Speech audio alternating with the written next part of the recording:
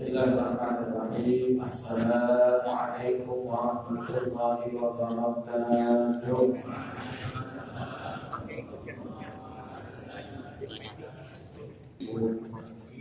Salatu wassalamu ala sayyidina Muhammadin sayyidil mursalin wa ala alihi wa ashabihi al-mujahidin al-mu'minin. Subhanaka la ilma lana illa ma 'allamtana innaka antal 'alimul hakim. Qala Allahu ta'ala fi kitabihi al-karim. A'udzu billahi minasy syaithanir rajim. Subhanalladzi asra bi 'abdihi laylan minal masjidil haram ila al-masjidil aqsa. Alladzi barakna hawlahu linuriyahu min ayatina innahu huwas sami'ul basir. Shadaqallahul 'azim. Assalamualaikum warahmatullahi wabarakatuh.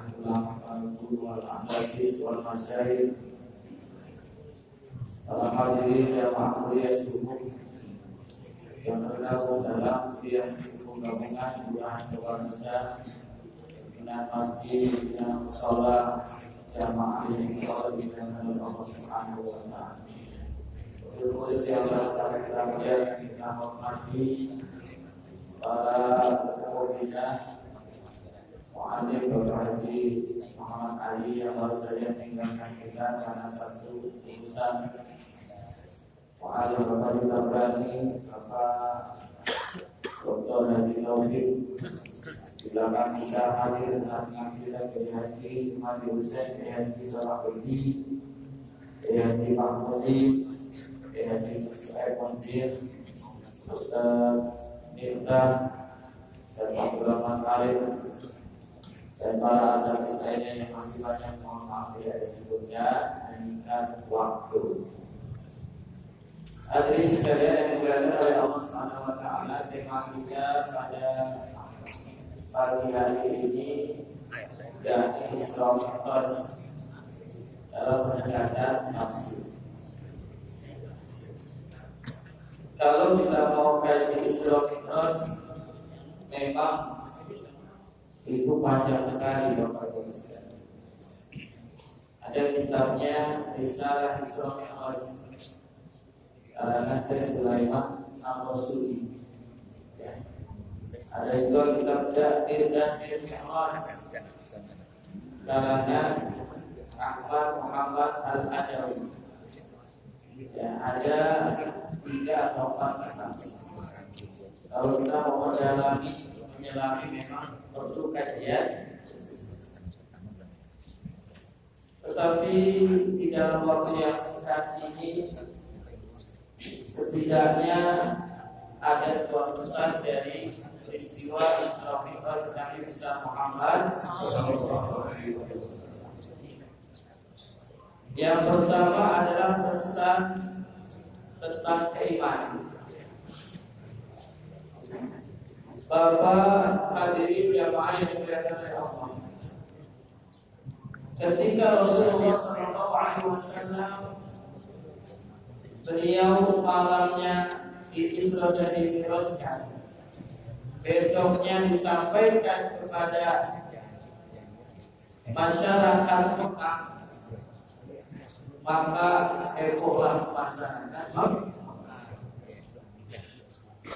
Kenapa heboh? Karena Rasulullah SAW menyampaikan sesuatu yang tidak biasa. Masyarakat Mekah saat itu gempar kaget dengan berita yang disampaikan oleh baginda Nabi Muhammad SAW.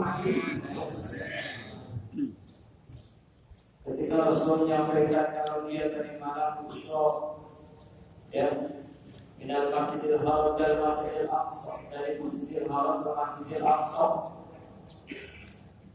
itu kalau perjalanan air produk sudah dikitar 40 malam 40 hari, tapi ini cuma separuh malam. Lalu Mi'raj naik ke langit sampai dengan Sidratul Muntaha, sampai dengan Baitul Ma'mur. Ya, di langit pertama Nabi ketemu dengan Nabi Adam. Di langit kedua ketemu dengan Nabi Isa, Nabi Yahya. Di langit ketiga Nabi ketemu dengan Nabi Yusuf. Di langit keempat ketemu dengan Nabi Idris. Langit kelima ketemu dengan Nabi Harun. Langit keenam ketemu dengan Nabi Musa. Langit ketujuh ketemu dengan Nabi Ibrahim. Sidratil Muntaha sampai ke Baitul Ma'mur, tempat tawafnya para malaikat, di mana 70.000 malaikat setiap hari tawaf. Dan menurut beberapa keterangan, porosnya Baitul Ma'mur jika diarahkan ke bumi itu adalah di Ka'bah Baitullah. Kalau di bumi ke Baitullah tempat tawafnya umat Islam yang berhaji atau umrah, maka Baitul Ma'mur tempat umrahnya para malaikat. Hadirin sekalian yang dimuliakan oleh Allah. Ketika Rasulullah menyampaikan informasi ini yang tidak biasa, maka masyarakat itu diuji keimanannya. Ada yang sudah beriman, murtad ada. Lalu sahabat-sahabat yang ada di kota Mekah ini nanya kepada sahabat yang terdekat siapa? Abu Bakar As-Siddiq.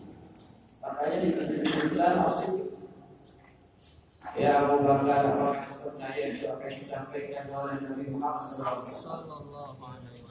Apa yang dijawab oleh Abu Bakar As-Siddiq?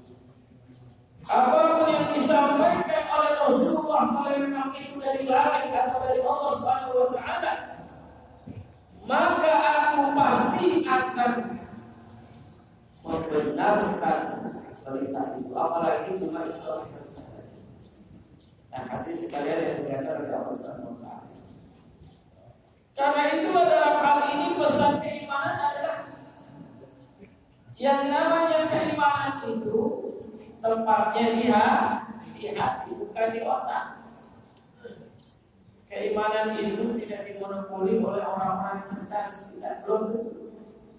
Jadi jangan bilang kalau orang pintar itu dia udah pasti imannya kuat, belum tentu. Tapi keimanan itu adalah fil qalbi, tasdiqul bil qalbi wa iqrarul bil lisan wa amalul bil arkan.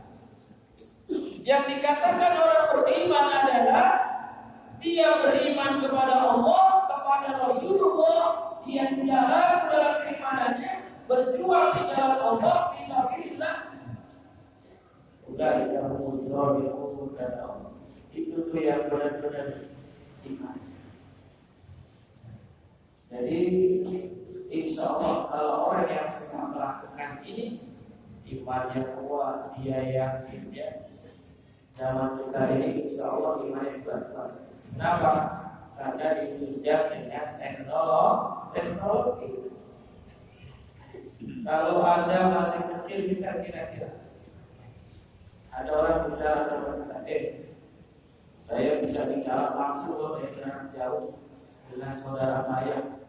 Kira-kira kita masih kecil, percaya? Kalau percaya bisa ngomong langsung. Tapi di zaman sekarang gimana? Lalu HP saudara kita di Amerika, ya di manapun di Mekah bisa bertatap langsung. Ini karena teknologi. Kalau Nabi bisa sampai ke langit, sekarang manusia bisa sampai ke bulan, ke planet Mars. Kita tak bayangin, oh berarti apa yang dilakukan oleh Rasulullah SAW itu benar-benar terjadi. Ini ujian iman. Pesan yang kedua dari peristiwa Isra Mi'raj ini adalah bahwa Isra Mi'raj itu peristiwa yang hebat, yang dikatakan sebagai mukjizat kedua bagi Nabi besar Muhammad SAW setelah Al-Quranul Karim.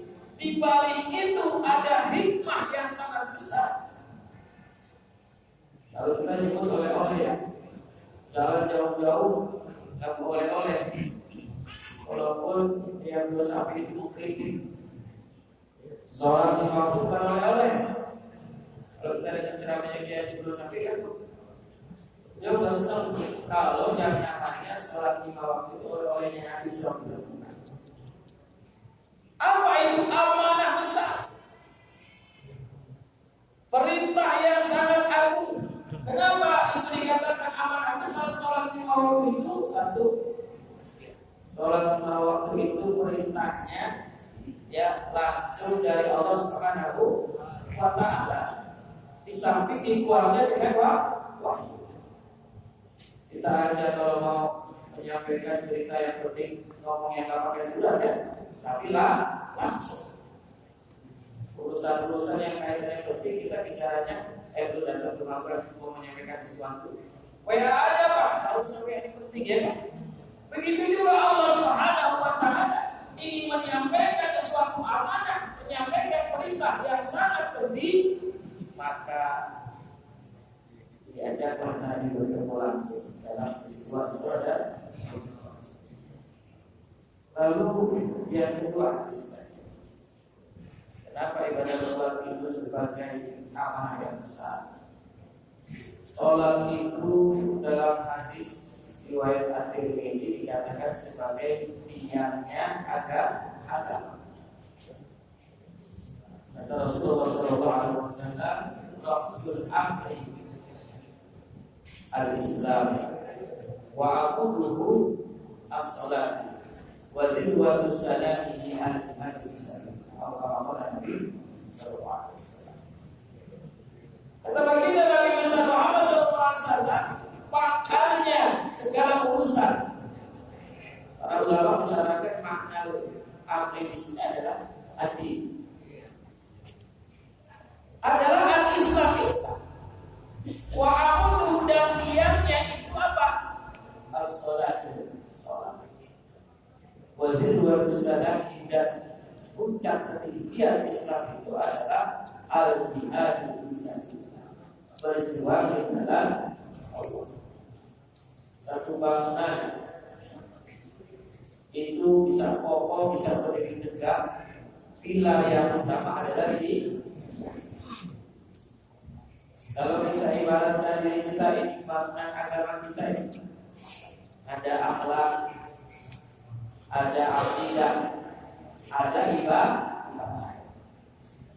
Maka diamnya yang menopang, yang mengokohkan akidah kita, menopang akhlak kita, ibadah kita yang lain, amalia-amalia, itu adalah sholatnya. Mau melihat akhlaknya seorang sebenarnya gampang. Lihat bagaimana dia sholat. Kalau sholatnya dijaga, sholatnya selalu di awal waktu, sholatnya dia khusyuk, insya Allah akhlaknya bagus. Kenapa? Sudah ditopang oleh ibadah. Makanya sholat yang bagus itu ketika kita mampu mendirikan sholat itu seperti tiang. Dalam banyak ayat ketika Allah menyebutkan sholat itu dengan kata-kata iqamah. Ada aqamus shalah, ya kan? Yuqimuna shalah. Dalam tafsir surah Al-Masih ketika Rasulullah SAW, ketika Allah menyebutkan ya sifat orang yang muttaqin, alladzina yu'minuna bil ghaibi wa yuqimuna sholata, ya. Orang yang percaya pada perkara yang gaib, ya, yaumul jaza, yaumul qiyamah, dan orang yang mendirikan sholat. Maka dia mengatakan makna yuqimuna sholat yu'addunaha ala wajhil akmal bi syurutiha wa arkaniha wa khusyu'iha wa adamiha. Melaksanakan daripada sholat itu secara sempurna, secara maksimal apanya? Bi syurutiha, syarat-syarat. Wa arkaniha, rukun-rukun. Lalu apalagi wa khusyu'iha, khusyuk. Wa adamiha, pakai adab. Jadi kita harus mengerti ilmunya juga, ilmu fikihnya, ilmu akhlaknya ada dalam sholat untuk bisa mendirikan sholat imam. Nah, ini yang kedua. Satu lagi saya tambahkan. Dasar yang ketiga kenapa sholat itu sebagai amanah yang besar adalah karena sholat dalam riwayat Abu Daud itu amalan yang telah pertama kali akan dihisab. Inna awwala ma yuhasabu bihi al-'abdu yawmal qiyamati min 'amalihi shalat. Sesungguhnya amalan yang pertama kali telah akan dihisab di yaumul qiyamah seorang hamba adalah sholatnya. Bagi sholatuhu faqad aflaha wa anjaha wa in fasadat faqad khaba wa khasir. Kata Rasulullah SAW, jika sholatnya baik maka sungguh dia beruntung, sungguh dia sukses. Tapi jika sholatnya rusak, sungguh dia itu celaka dan sungguh dia rugi.